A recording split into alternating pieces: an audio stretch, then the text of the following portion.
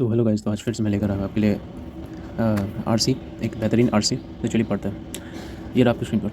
तो कह रहा है कि the relentless march of technological innovation, while ostensibly a harbinger of progress, has in many ways precipitated a concomitant surge in societal complexes। ठीक है, तो कह रहा है अभी टेक्नोलॉजिकल इनोवेशन के बारे में बात हो रही है। ठीक है, we find ourselves increasingly enmeshed in a web of interconnected systems where the ramifications of a single disruption can cascade across continents with alarming alacrity।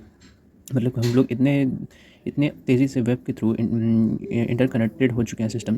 ठीक है, मतलब वेब ऑफ इंटरकनेक्टेड सिस्टम है जिसमें कि कुछ भी कोई भी अगर कास्केड होता है तो वो पूरे में मतलब अलार्म हो जाएगा। ठीक है, पूरे कॉन्टिनेंट में फैल जाता है। ठीक है, this hyper connectivity while facilitating unprecedented access to information and fostering global collaboration has also engendered a fertile ground for the proliferation of cybercrime, the erosion of privacy and the exacerbation of societal inequalities। अब क्या रहा है कि इतनी ज़्यादा मतलब interconnection होने के कारण क्या हो रहा है कि यही जन्म देती है साइबर क्राइम होने के चीज़ों को, इरोजन ऑफ प्राइवेसी और एक्साजर्बेशन ऑफ सोसाइटल इनइक्वालिटीज़। चलिए आगे बढ़ते हैं।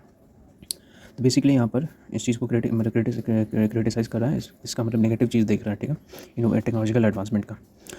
अब यहाँ पर देखते हैं, consider for instance the exorable rise of AI। While AI holds the potential to revolutionize industries, streamline processes, and even augment human capabilities, its widespread adoption raises profound ethical dilemmas। तो कह रहा है कि जिस तरीके से AI जो है पूरे इंडस्ट्री में रिवोल्यूशन लाने का दम रखता है, उसी तरीके वहीं दूसरी तरफ इससे क्या हो सकता है, ह्यूमन कैपेबिलिटीज़ से एडॉप्शन प्रोफाउंड एथिकल डिलेमास। जितने भी एथिकल डिलेमास मतलब ये क्रिएट कर सकता है। ठीक है, the opacity of certain AI algorithms often referred to as black boxes makes it challenging to ascertain accountability in cases of algorithm bias or error। Moreover, the potential for job displacement due to automation looms, thus threatening to exacerbate existing disparities in income and wealth distribution। कह रहा है कि AI के आने से, अब negative factor बता रहा है AI के व्यूज़ का कि किस तरीके से एम्प्लॉयमेंट में इफेक्ट करेगा ना, और उसके बाद फिर इनइक्वल इनकम्स और वेल्थ डिस्ट्रीब्यूशन हो जाएगा। तो चलिए आगे बढ़ते हैं। अब कह रहा है कि further more the pervasive influence of social media platforms has ushered in an era of unprecedented information dissemination। तो कह रहा है कि मतलब मेनली यही कहना चाहता है कि जितने भी मतलब जो टेक्नोलॉजिकल एडवांसमेंट हुए, AI आए हैं ना, इंटरकनेक्शन हुआ, उसके कारण बहुत सारे अनप्रेसिडेंटेड इन्फॉर्मेशन डिसमिनेशन होने की मतलब संभावना हो सकती है। Yet this democratization of information has been accompanied by the insidious spread of misinformation, disinformation, and propaganda. The echo chambers and filter bubbles that characterize these platforms can reinforce pre-existing biases, leading to increased political polarization and social fragmentation. The very fabric of our social discourse is being reconfigured, with truth becoming, in the realm of finance, the advent of cryptocurrencies and decentralized finance presents both opportunities and challenges। वही चीज़ कह रहा है कि दोनों चीज़ ये सब लेकर ये ला रहे, जैसे क्रिप्टो करेंसीज हैं, ठीक है, एंड डिजिटलाइज फाइनेंस है, प्रेजेंट्स बोथ अपॉर्चुनिटी भी दिखाता है और चैलेंजेस भी दिखाता है। While these innovations hold the promise of greater financial inclusion and efficiency, they also pose significant regulatory hurdles and systemic risk. जहाँ ये लोग दावा करते हैं कि ग्रेटर फाइनेंशियल इंक्लूजन हो सकता है और एफिशिएंसी में बढ़ोतरी हो सकती है, वहीं इन्हीं सब चीज़ों में क्या हो सकता है, हर्डल्स बहुत सारे हो सकते हैं और बड़े बड़े सिस्टमिक रिस्क भी हो सकते हैं, जिसके कारण इंसान के लेने के देने पड़ सकते हैं। The volatility of cryptocurrency markets, coupled with the lack of robust regulatory frameworks, raises concerns about investor protection and financial stability।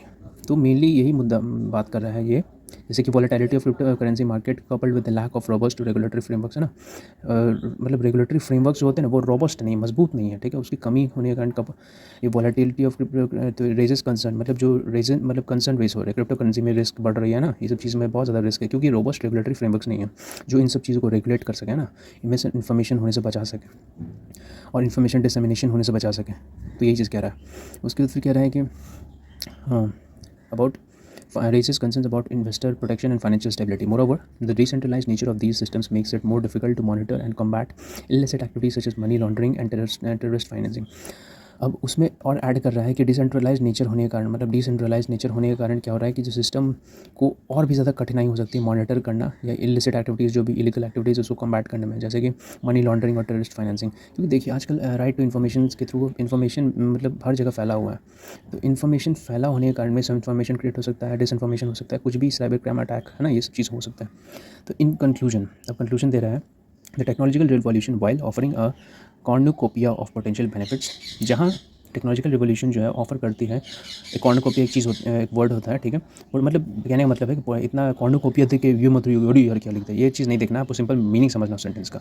Cornucopia potential benefit, simple सी बात पता चलेगा, पॉजिटिव चीज़ें है ना, पोटेंशियल बेनिफिट्स दिख रहे, is also fraught with perils, और ये जो है ऑल्सो जो भरी हुई है किसी समस्याओं से, मुश्किलों से, कठिनाइयों से। Navigating these complex landscape requires a multifaceted approach that encompasses robust regulatory frameworks.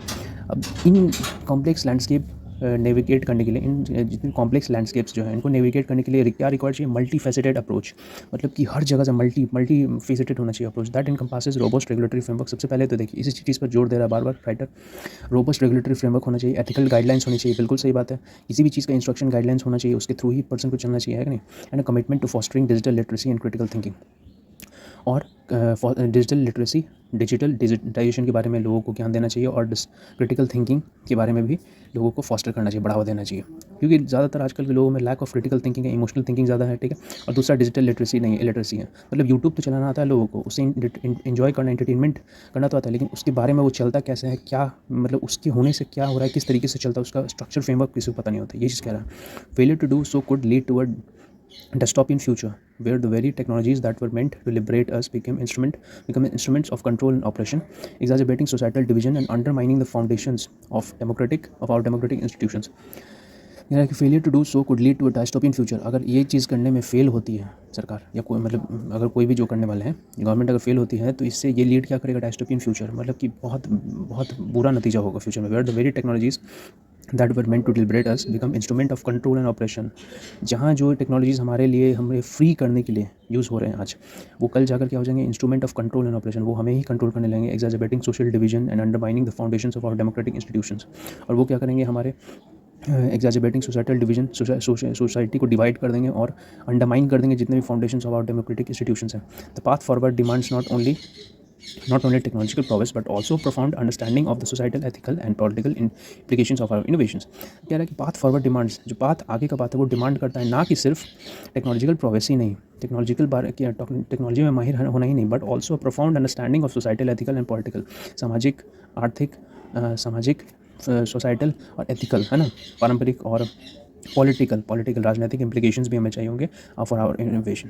तो ये हमें पता चला राइटर सिंपली क्या बात कर रहे हैं कि देश में किस तरीके से टेक्नोलॉजिकल एडवांसमेंट होने के कारण, देश में नहीं पूरे वर्ल्ड में टेक्नोलॉजिकल एडवांसमेंट होने के कारण जहाँ अच्छी चीज़ें हो रही हैं, वहीं उसके नेगेटिव इम्पैक्ट्स क्या क्या हो रहे हैं, due to lack of misinformation, due to lack of dissemination, due to lack of digital literacy and due to lack of critical thinking. समझ में आया? तो चलिए क्वेश्चन हम लोग बनाते हैं। तो पहला क्वेश्चन ये रहा, what is the overall tone of the author towards the advancement of in technology as presented in the past.